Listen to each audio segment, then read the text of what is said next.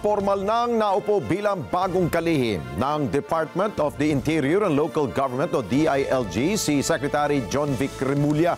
Kasama sa mga plano ng kalihim ay alisin ang palakasan system sa Philippine National Police. Report mula kay Mark Gabriel.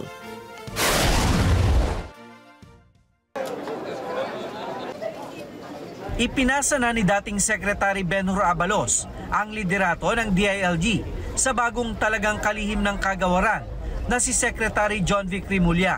Sa isinagawang turnover ceremony kaninang umaga, sinabi ni Abalos na ang pagiging kalihim ng DILG ang pinakamahirap na pwesto na kanyang nahawakan. Pero sa kabila nito, ipinagmalaki niya na nalampasan niya ang lahat ng hamon at naging matagumpay ang kanyang termino. At this point, ako po'y magpapaalam na sa inyo, no? At ibang yugto na siguro ng aking buhay ang aking pupuntahan.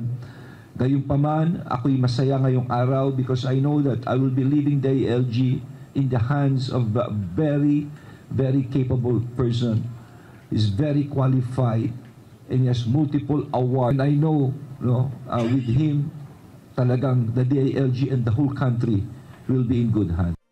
Aminado naman si Remulla na malaking trabaho ang kanyang haharapin sa DILG.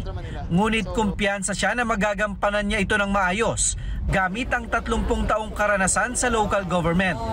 Ayon kay Remulla, may mga reforma siya na planong ipatupad sa DILG at sa mga bureau na nasa ilalim nito. Kabilang narito ang Philippine National Police na nangangailangan daw ng structural reform. It's a very top-heavy organization. I think we have to flatten it a little bit. Ang bigat sa taas eh.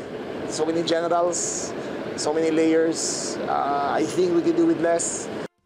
Target din ng kalihim na alisin ang palakasan system at ang politika sa loob ng PNP. I want to make it a merit-based system on who gets promoted and who doesn't. Nangyayari kasi ngayon palakasan eh. Di ba? Gusto niya ring ibalik ang kapangyarihan ng mga local chief executive na mamili ng kanilang mga police commander. In my experience, and I will share with you, and doon ako na pinakahirapan ng governor ako eh. In my first 3 terms as governor, I was never given a chance to choose who my provincial director was. Pasayain sa akin ng GPNP, o ito ang sayo. Wala akong magawa. Diba? I will respect the rule now of giving it the mayors a chance. Sinong gusto nila.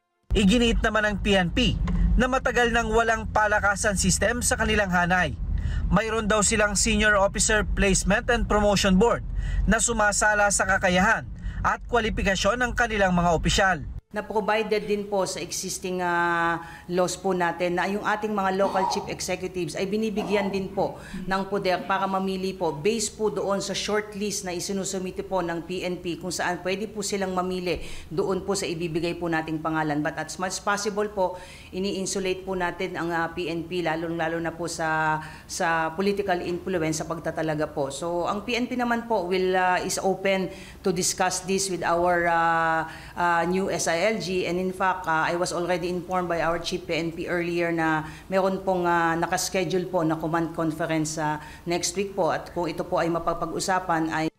Sa issue naman ng Pogo, muling inulit ni Secretary Remulla na siya mismo ang magpapasara sa mga ito, lalo na ang Pogo sa Cavite na nakatayo sa lupa na dating pagmamayari ng kanilang pamilya.